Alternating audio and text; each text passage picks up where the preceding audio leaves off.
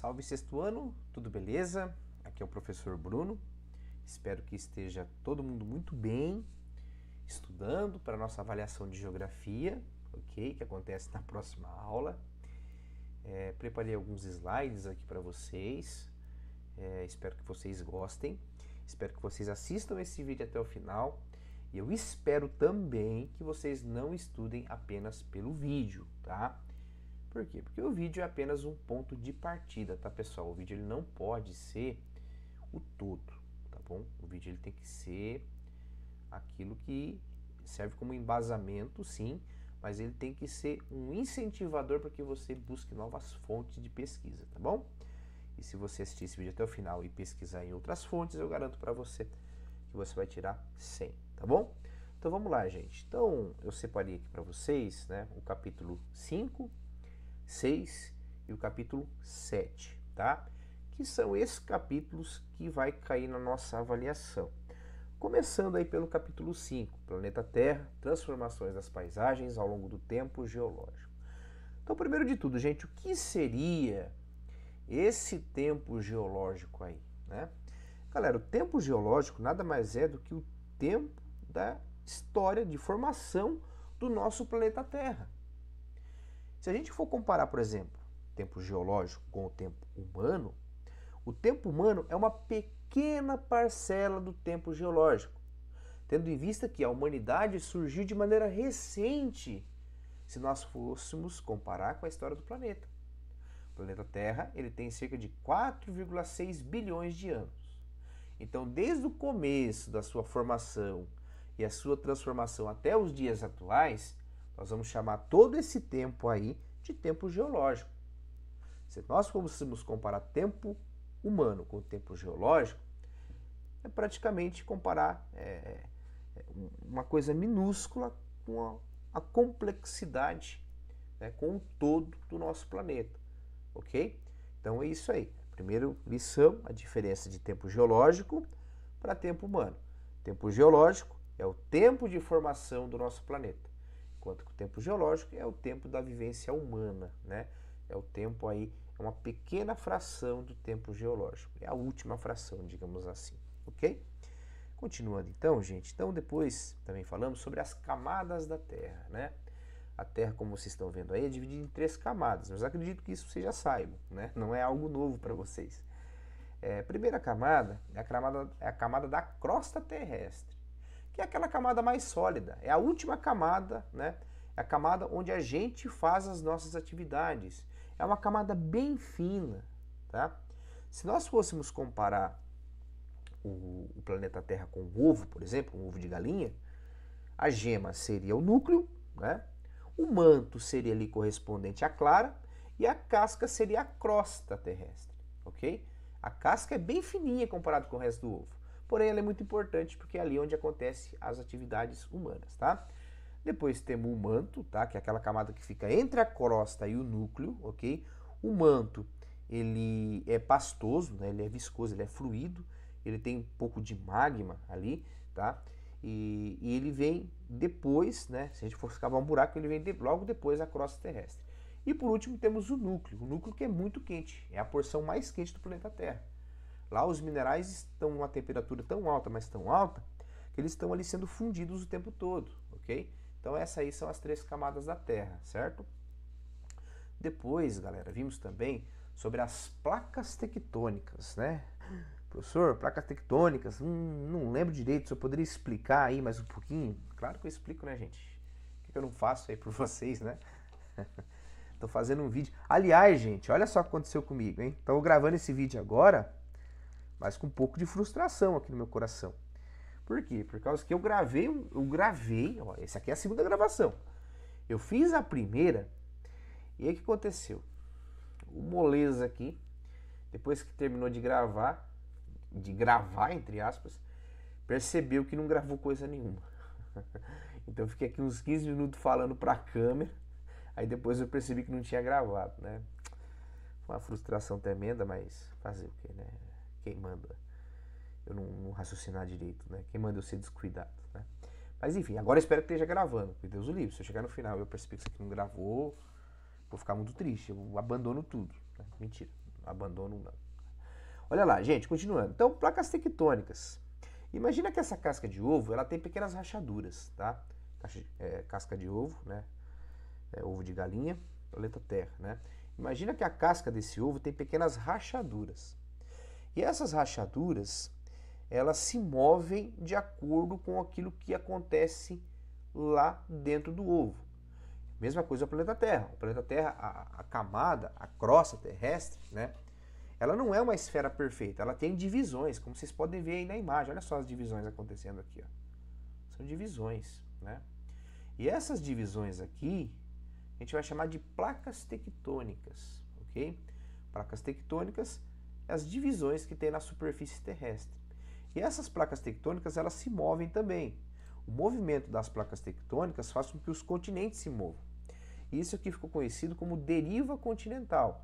Se vocês analisarem aqui, né, esse slide, olha só como é que é os continentes hoje, tá? Hoje, na atualidade. Olha como é que eles estão.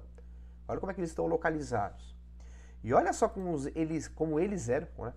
Como eles eram há milhões de anos atrás, né? Era totalmente diferente, tá? Então esse cientista aqui, o Wegener, ele percebeu o seguinte, ele percebeu algumas semelhanças que tem ali em alguns continentes, como se fosse um quebra-cabeça que se encaixa. E ele percebeu que as placas tectônicas, elas se movem sim, então, conforme as placas tectônicas vão se movendo, alguns continentes vão se separando, outros vão se juntando.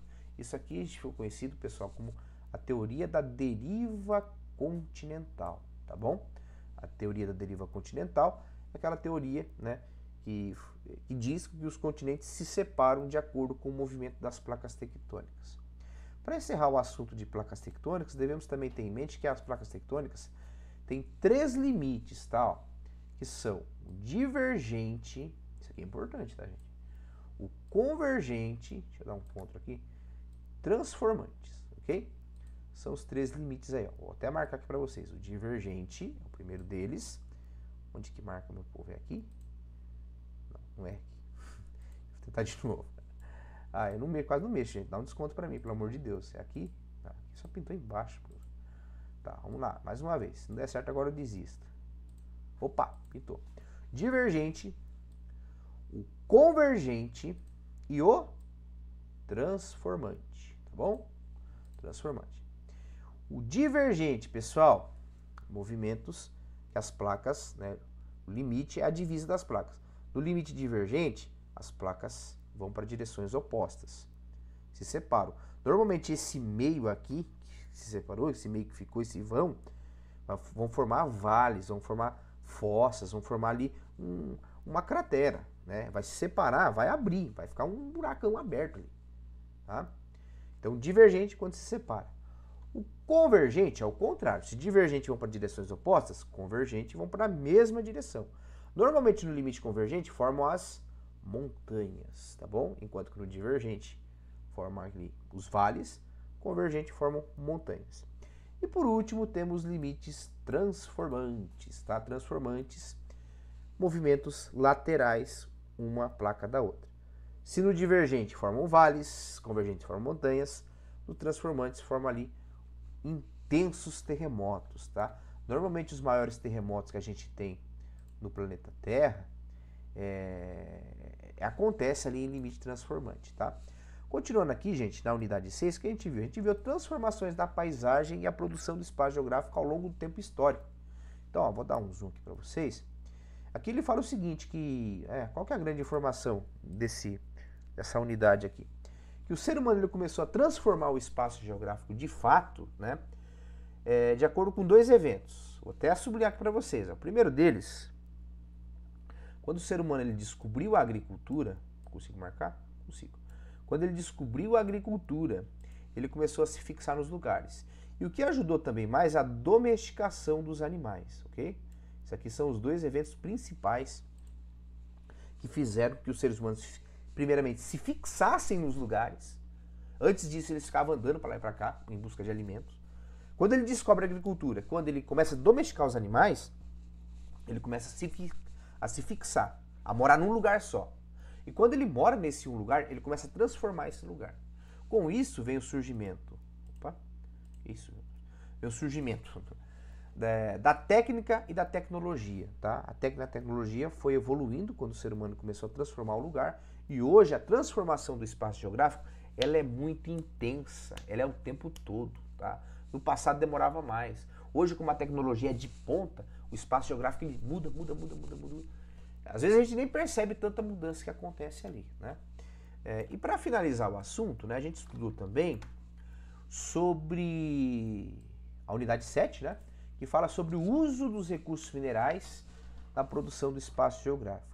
Então, a primeira pergunta que vem, de onde vêm os recursos minerais? Gente, os recursos minerais, eles vêm da litosfera terrestre.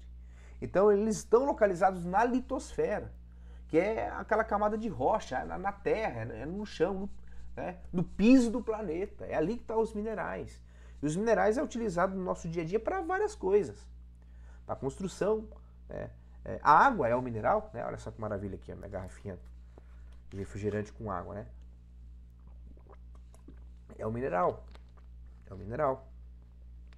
No plástico tem mineral, na mesa, em tudo que é lugar tem mineral, gente, né? Então o mineral é muito utilizado no nosso dia a dia. E o que seria então a litosfera, né? A litosfera vem da palavra litos, que é do grego, né? Se remete à rocha, e esfera, que é a esfera de rocha, né? A quantidade de rocha e solos que tem no nosso planeta. Como, por exemplo, se a litosfera é onde a gente pisa, que é o solo, que é muito importante, a gente constrói na litosfera, a gente planta na litosfera, né? A gente faz várias coisas. Se eu fosse falar aqui por que a litosfera é importante, eu ficaria... Essa revisão aqui duraria 3 horas, né? Eu acho que não ficaria tão legal assim. Mas a litosfera ela é muito importante, né? É as rochas do planeta. É os solos do planeta. Além da litosfera, por exemplo, tem a atmosfera, que é os gases, né? Inclusive o oxigênio também faz parte da atmosfera. A hidrosfera, que é as águas do planeta, né? Enfim, né? Tem ali as esferas, a litosfera é uma delas, é aquela esfera que fala, né, dos solos, ok? Das rochas. Porque os solos vêm das rochas, né? Depois falamos dos minerais e a sua importância, né? Mineral é um composto não orgânico, enquanto que a rocha, né, é um agregado de minerais. Então, o mineral é um composto não orgânico. Quando esses minerais eles começam a se juntar, eles formam uma rocha, popularmente conhecido como pedra, né? Mas a gente está falando aqui da ciência geográfica, então vamos falar rocha, que é o nome científico. Tipos de rocha: magmáticas, sedimentares e metamórficas, ok? Magmática veio do resfriamento do magma. Sedimentares veio da junção dos sedimentos. E as metamórficas, né, que veio ali, são rochas que se transformaram através de altas temperaturas e altas pressões, tá? Só para encerrar o assunto, né, quando esse mineral ele se torna rentável, né, eu ia falar rentoso, mas quando ele se torna rentável, o ser humano começa a explorar. E normalmente essa exploração é feita por grandes empresas. É uma ótima maneira de ganhar dinheiro, é uma ótima maneira de produzir o espaço geográfico, só que quando não é tomado o cuidado necessário, acontece isso que vocês estão vendo na imagem aqui, ó. Esse aqui é um rompimento de uma barragem lá em Brumadinho, Minas Gerais. Os minérios ali, né, essa lama que vocês estão vendo é cheia de minérios, né? Aconteceu que a barragem não aguentou, se rompeu. E aí? Matou animais, matou vegetação, contaminou os rios, contaminou os solos, destruiu casa das pessoas, né? A empresa foi indenizada, né? Várias pessoas morreram nesse acidente.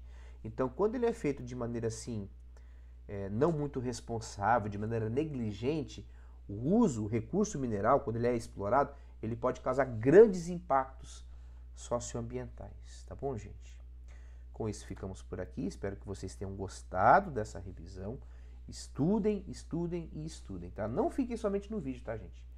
Procurem outras fontes de pesquisa, tá bom? Aguardo vocês na avaliação.